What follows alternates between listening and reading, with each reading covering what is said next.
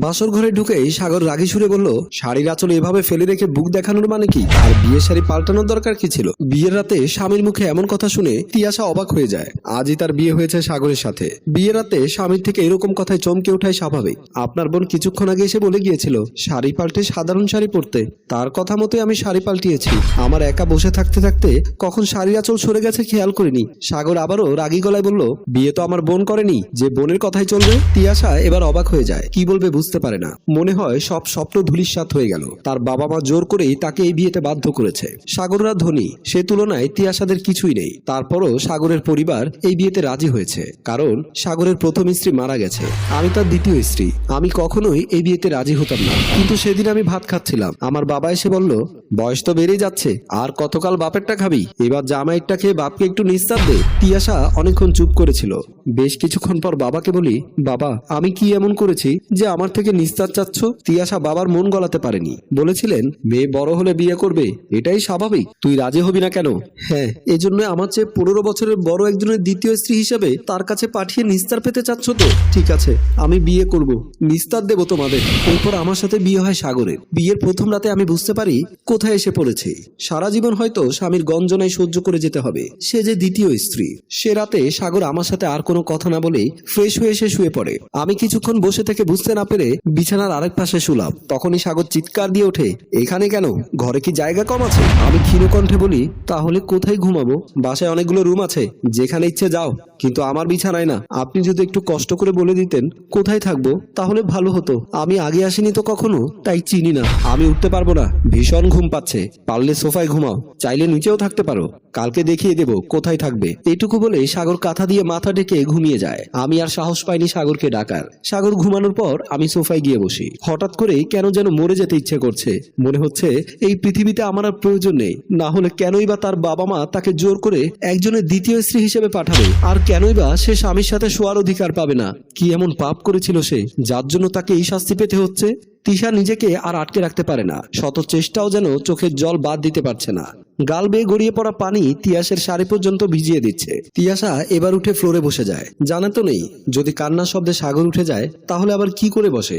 সারা রাত ফ্লোরে বসে কাটিয়ে দেয় তিয়াসা। সারা রাত যত চোখের পানি ফেলেছে, এত পানি মনে হয় সারা জীবনেও ফেলেনি। তবুও কাউকে অভিশাপ দেয়নি। নিজের ইচ্ছের বিরুদ্ধে বিয়ে দেওয়ার জন্য বাবা মা কেউ না, বিয়ের প্রথম রাতে রূঢ় আচরণ করা স্বামী কেউ না, বরং কায়মনো বাক্যে প্রার্থনা করেছে যাতে সৃষ্টিকর্তা তার জীবনটাই কেড়ে নেন। এভাবে বেঁচে থাকার চেয়ে নিজের স্বপ্নগুলো বিসর্জন দিয়ে জগতের মায়া ত্যাগ করে মরে যাওয়াই ভালো।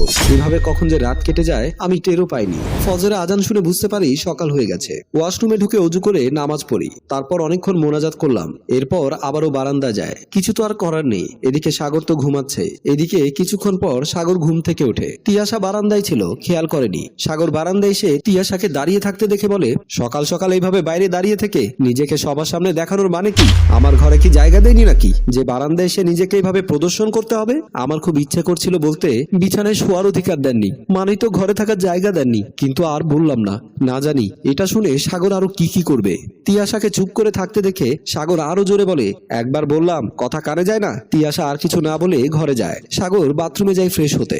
সাগর বাথরুমে যাওয়ার পর তিয়াশা রুম থেকে বেরিয়ে আসে। রান্নাঘরে গিয়ে দেখে সাগরের মা কাজ করছেন। তিয়াশা এগিয়ে এসে বলে, মা আমি সাহায্য করি। সাগরের মা ঘুরে তাকিয়ে বলল, না না আমি করছি, রাতে তোমার কোনো সমস্যা হয়নি তো? তিয়াশা একবার ভাবলো, যে ছেলে তার স্ত্রীকে নিজের সাথে থাকতে দেয় না তার সাথে সমস্যা কি হবে, কিন্তু সেরকম কিছু না বলে হাসি মুখে বলে, না মা কোনো সমস্যা হয়নি। সাগরের মা একটু সন্দেহ দৃষ্টিতে তাকালেন।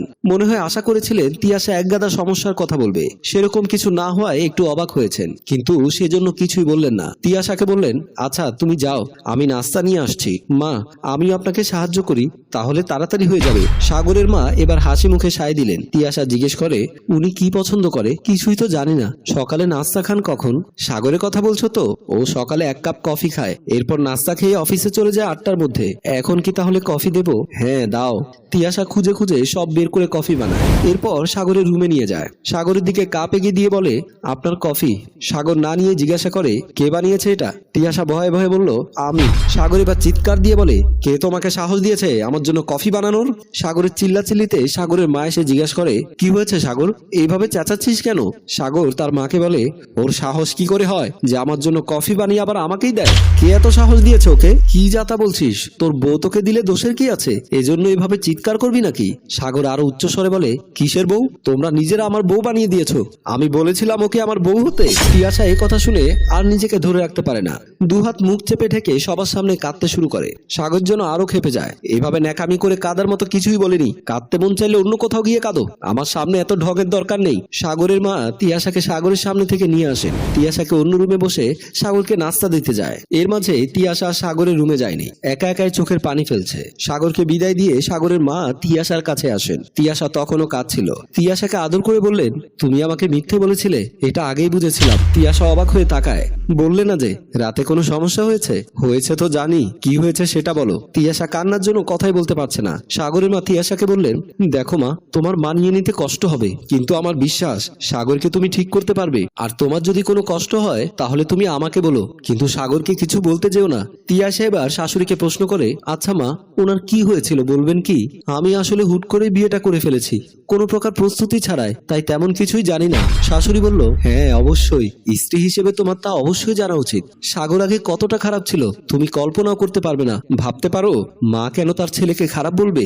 কিন্তু এটাই সত্যি। সাগর আগে মাদকাসক্ত ছিল, নিজের গ্যাং ছিল, খারাপ ছেলেদের সাথে ওঠা বসা ছিল, বিভিন্ন অপরাধে কয়েকবার থানা পর্যন্ত গিয়েছে। তোমার শ্বশুরের ক্ষমতায় হয়তো ওকে বের করে এনেছি, কিন্তু ও শুধরায়নি। তখন আমি আর তোমার শ্বশুর সিদ্ধান্ত নেই সাগরের বিয়ে দেব। সাগরের মা থামেন। তিয়াশা কৌতূহলী হয়ে শুনছিল। জিজ্ঞাসা করে, তারপর? সাগরের মা আবারও বলতে থাকেন, তারপর একটা মেয়ে দেখে সাগরের বিয়ে দেয়। স্বাভাবিকভাবেই সাগরের সম্মতি ছিল না, কিন্তু আমরা এক প্রকার জোর করে সাগরকে রাজি করাই। সাগরের সাথে বিয়ে হয় তাহানার। আমরা ভেবেছিলাম সাগর বিয়ের পরে তাহানার সাথে ঝামেলা করবে, কিন্তু তাহানা মেয়েটার হাতে জাদুই ছিল মনে হয়। কিভাবে সাগরকে ঠিক করে ফেলেছে বুঝতেই পারিনি। 6 মাসের মধ্যে আমার বকাটে ছেলে মানুষ হয়ে যায়। তিয়াশা জানতে চায়, ওনার কি হয়েছিল? মানে আপনার ছেলের প্রথম স্ত্রীর মারা গেলেন কিভাবে? সে কথা আর জানতে চেও না মা। দুর্ভাগ্য কাকে বলে? সাগর অনেকটাই নিজ হাতে তাকে মেরেছে। তিয়াশা অবাক হয়ে যায়।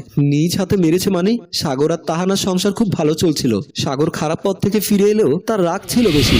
একদিন সাগর আর তাহানার কথা কাটাকাটি হয়, কিছু নিয়ে অনেক ঝগড়া হয়। সাগর সেদিন তাহানার গায়ে হাতও তুলে। তাহানা এতে অনেক কষ্ট পায়।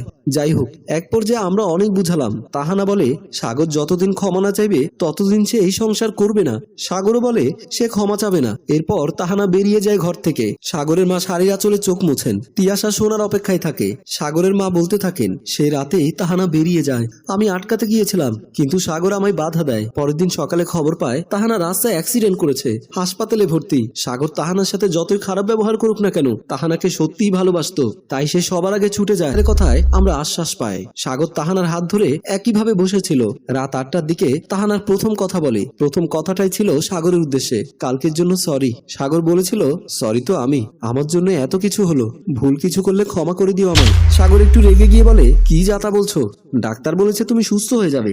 ডাক্তারের কাজই তো আশ্বাস দেওয়া। সাগর, তুমি আমায় ক্ষমা করে দিও। ভুল তো আমিও করেছি তাহানা, ক্ষমা তো আমারও চাওয়ার কথা।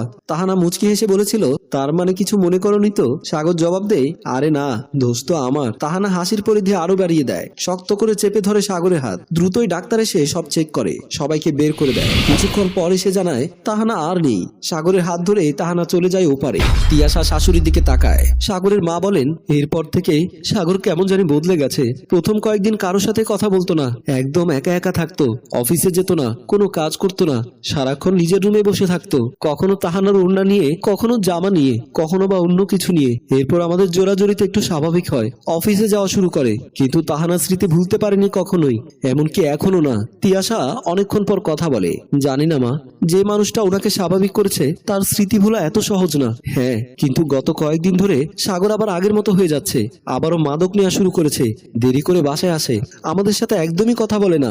মা, তুমি পারবে আমার ছেলেকে সুস্থ স্বাভাবিক জীবনে ফিরিয়ে আনতে? আমি শাশুড়ি হাত ধরে কথা দিলাম, যতক্ষণ পর্যন্ত সাগর সুস্থ হয়ে স্বাভাবিক জীবন আসবে না ততক্ষণ পর্যন্ত আমি যুদ্ধ করে যাব। এটাই আমার চ্যালেঞ্জ। সম্মানিত দর্শক, এই গল্পের বাকি অংশ দেখতে চাইলে অপেক্ষা করতে হবে আগামীকাল দুপুর 2টা পর্যন্ত। সবাই ভালো থাকুন, সুস্থ থাকুন। গল্পটি ভালো লাগলে শেয়ার করুন এবং অন্যকে দেখার সুযোগ করে দিন। রচনা ও প্রযোজনায় মঞ্জুর মোর্শেদ, পরিচালনায় রেজাউল কবির চৌধুরী, ক্যামেরায় হানিফ।